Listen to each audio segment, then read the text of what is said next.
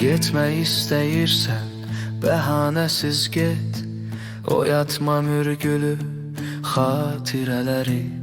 Səsin həmin səsdir, baxışını gey. Gedirsən səsində, yad olsun barı. Sən dəniz qoynuna tullanmış çiçək, üstünə dalğalar atılacaqdı. Saxta məhəbbətin, saxta sənə tək, nə vaxtsa üstünə tutulacaqdı. Demirəm sən uca, bir vaxtsa əyil. Demirəm əlacım qalıbdır sənə.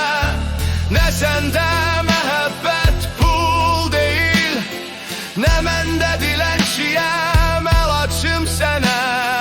Döşənim yollar tək ayaqlarına, sənə yalvarım mən, bu mümkün deyil. Qoymaram qəlbim tək vüqarımsına. Alçalıb yaşamaq ömür gün deyil.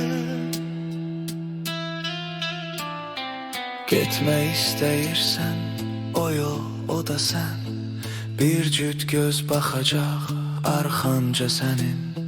Getdinmi geriyə dönmək istəsən, tikanlı yastığa dönəcək yerin.